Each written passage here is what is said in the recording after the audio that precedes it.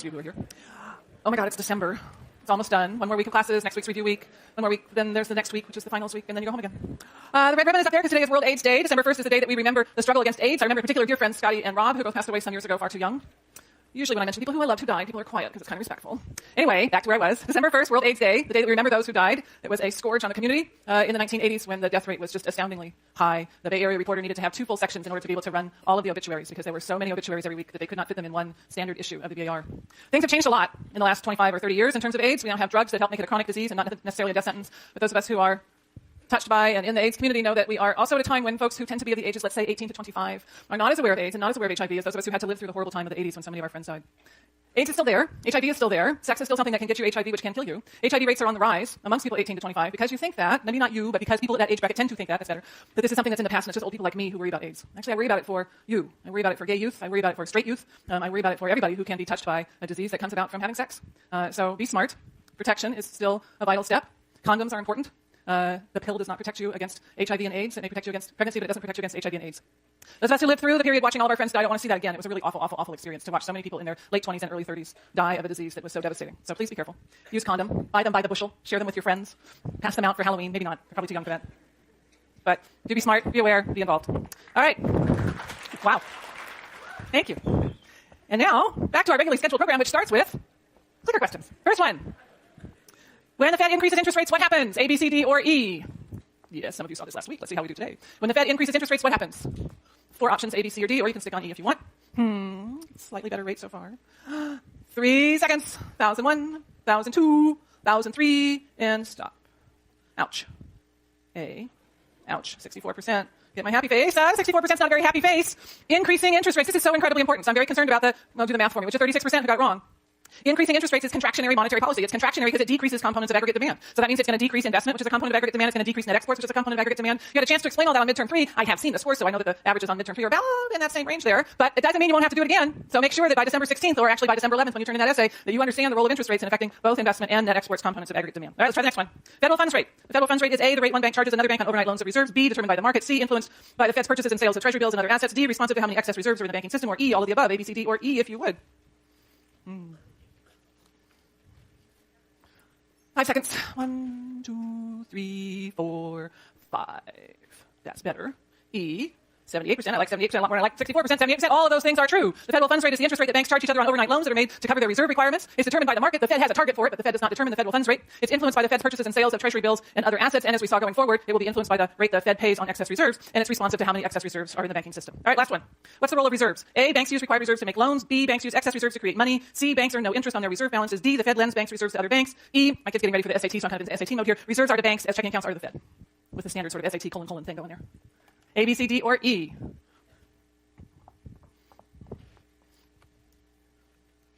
that one got you quiet. 3 seconds. 1, 2, and 3. Ouch. I'll put a little hair on the happy face today.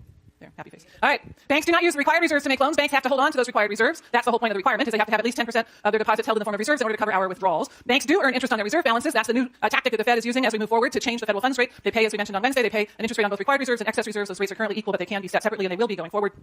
The Fed does not lend banks reserves. Those reserves don't belong to the Fed. Those reserves are an asset or something that is owned by the individual banks. And reserves are to the Fed as checking accounts are to banks. So reserves are accounts held by banks at the Fed in the same sense that checking accounts are accounts held by you and me at the bank. Okay. All right, so I wouldn't put all the studying off until review week because there's a lot to learn. Here we go, Phillips curve. So as we saw on Wednesday, the Phillips curve is a relationship that allows us to think about the trade-off between unemployment and price inflation. It has to do with well, I'll tell you what it has to do with in a minute. When we draw a picture of the Phillips curve, oops, first put our glasses on. We put the inflation rate here on the vertical axis and the unemployment rate on the horizontal axis. And a sort of standard Phillips curve, downward sloping. You can draw it cutting the horizontal axis if you want to indicate that at very high rates of unemployment, the inflation rate will actually be negative. That is to say, we'll have deflation. If the economy is at a point like A, someplace on the upper left of your Phillips curve, that means the economy has an inflation rate. I'll call it inflation sub A. And an unemployment rate, U sub A. A very low level of unemployment gives us typically a very high level of inflation because when there's a low level of unemployment, there's not very much slack in the labor markets. There's a lot of competition there's not very much slack in the labor markets. Businesses that want to hire additional workers need to compete with each other to get those additional workers, and they tend to compete through increasing wages, higher wages, since wages and labor costs are one of the key components of the cost of production, as we know from our micro half of the course. Higher input costs lead to higher prices, and so you get a high inflation rate. On the other hand, a point like B, oh, don't do that. No. Come on, pen. Be good. Shh, don't do this. I don't have time today. I'm praying over my pen. Oh, heck. Okay, well, the last time I did this, I had to restart the whole thing, so I'll get to that in just a minute. A point like B, which I can't draw, but I can point to with my little pointer. So if you draw a point like B down here in the lower right-hand part of your Phillips curve, that's going to correspond to an inflation rate that we would call inflation sub B and an unemployment rate that we would call unemployment sub B. At very high levels of unemployment, we tend to have very low levels of inflation, or at really high levels of unemployment, we even have deflation. Because there's so many people unemployed, it's easy for firms to hire additional workers without having to bid them away with higher wages, and so the wage inflation rate tends to be low, and therefore, accordingly, the price inflation rate tends to be low as well. All right, I'm going to see. Well, let me keep going for a while until I actually totally panic about not having my pen, and then I'll reboot. I'm not going to reboot yet. Okay, so that's the general idea of the Phillips curve. What's the data look like? Well, there's the data for the United States from 1958 to 2014. That doesn't look very much like it's all lying along one curve. If the Phillips curve was a stable relationship, then we'd have all of those dots that you're going to see here, which represent different combinations of unemployment and inflation, would all lie around one kind of fat, but one downward sloping Phillips curve. But in fact, when we look at the data from 1958 to the present, it's kind of all scattered out around there. I'm going to need my pen. Well, I'll get to it in just a second. If we take and do a follow the dots thing, like we did when we were little, and we went from 1 to 2 to 3 to 4 to 5, connect the dots, and then all of a sudden a lion appeared out of that whole thing. If we do connect the dots, that's what it looks like. Kind of comes like this and circles around and goes out, and circles around, and then it comes back, and then it goes out there in the middle. In the early years here, 1958 to 1980, we had the phrase spiraling inflation, which comes again if you follow the dots. We kind of go along like this, and then it spirals out, and then it spirals out, and then it spirals out again. And what was happening there is you might be able to see that there's like a Phillips curve here. There's one, and then there's another Phillips curve here that encompasses 1970 to 1973, and there's another one here that encompasses 74 to 79. The Phillips curve was shifting out. And then once the Phillips curve is shifted out, then the various combinations of unemployment and inflation were somewhere around that new, further out Phillips curve. So there was this relationship, this trade-off between unemployment and inflation. But what we learned in the 1960s and 70s and 80s was that that relationship between unemployment and inflation could shift, that it could change over time, that it wasn't just one curve. That in the 1960s, when they had published that article that I showed you on Wednesday, where they said this is the menu of choice of unemployment and inflation, and they actually took that to the White House and said, President Kennedy, choose where on this Phillips curve you want to be. That there isn't actually a menu of choice, a stable menu of choice, because the Phillips curve can shift over time. More recently, the Phillips curve has shifted back in, so that we have a Phillips curve that is back closer to the origin. All right, now I'm at the point where I actually have to reboot the computer because I have to have my pen. So let's do, give me a few minutes. I'll be back with you momentarily. Let me just unplug this for a second. Okay. Annoying, though this may be. Escape. Keep.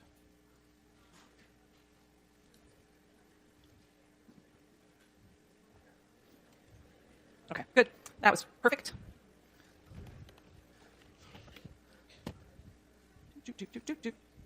All right, so let me go back to this picture.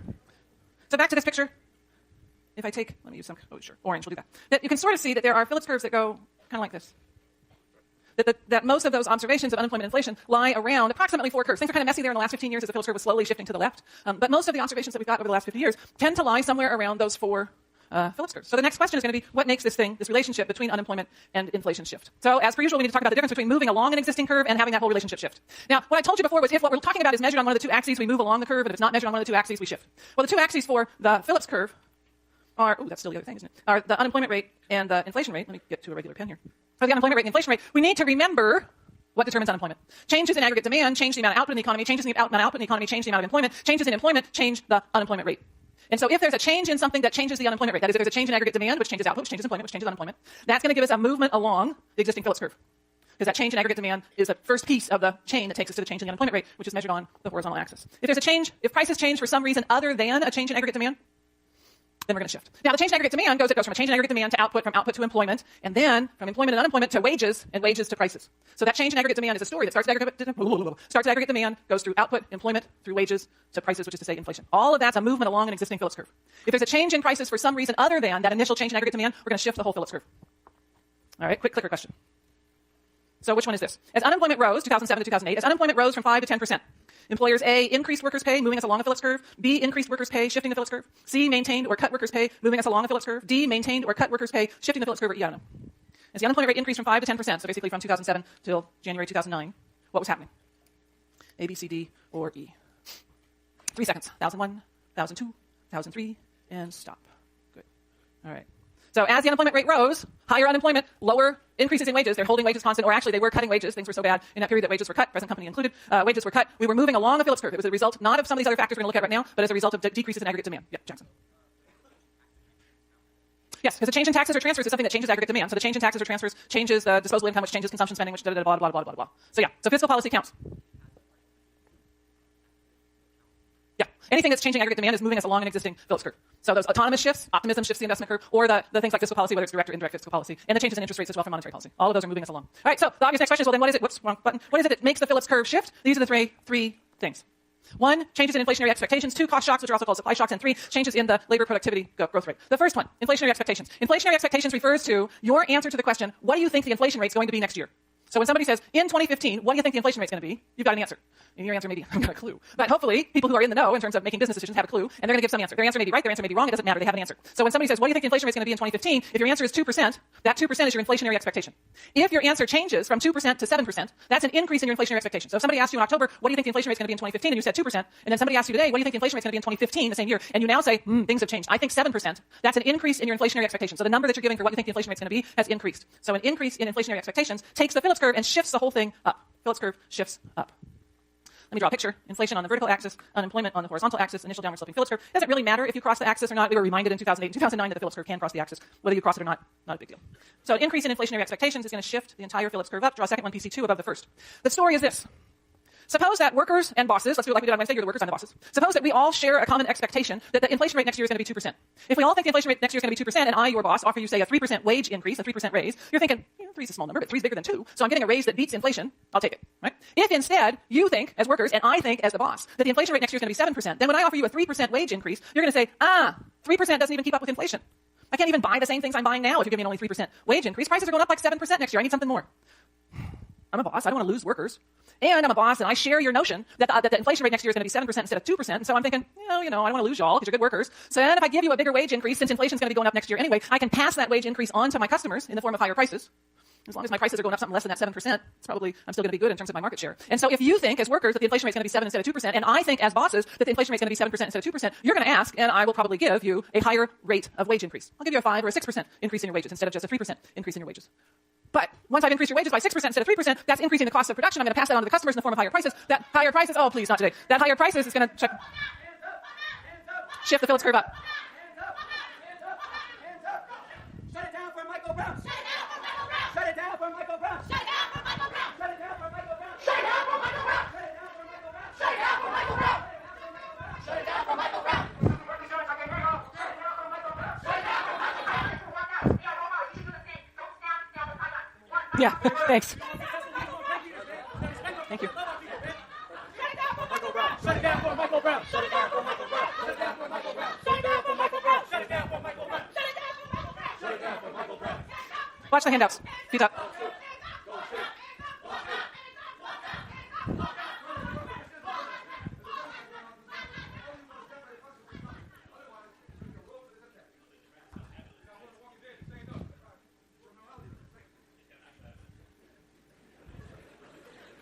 Okay.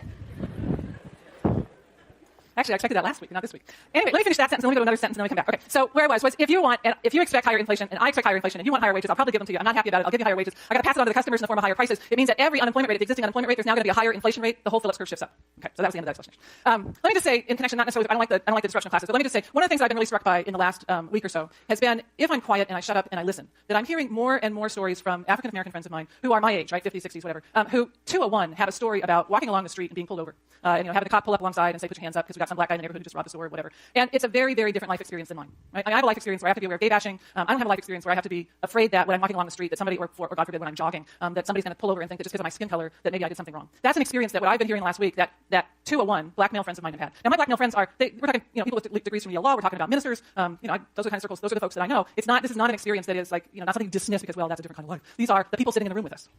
So I don't like the disruption. I don't like, there's other ways to do it. I'm not so keen on walking through class like that. If Oski had come during Big Gang Week, if the band had come, I'm cool with that, so I ought to be able to suck it up and deal with this too. Anyway, but it's an opportunity. I think this is a time when those of us who are white need to shut up and listen for a little while and get a sense of a world that we may not understand. Okay, back to regularly scheduled programs. Again, second one. Cost shocks. Cost shocks. Here, the costs that we're thinking about are the major inputs to the production process. And the big one, of course, is oil. So a few years ago, we also talked about corn because it's astounding. Corn goes into more things than you can imagine. Corn is part of the tires on your car. Corn is part of diapers. Corn is part of corn on the cob. Corn is also a key input to the production process. But usually we talk about oil. And they're called supply shocks because what we're concerned about here are not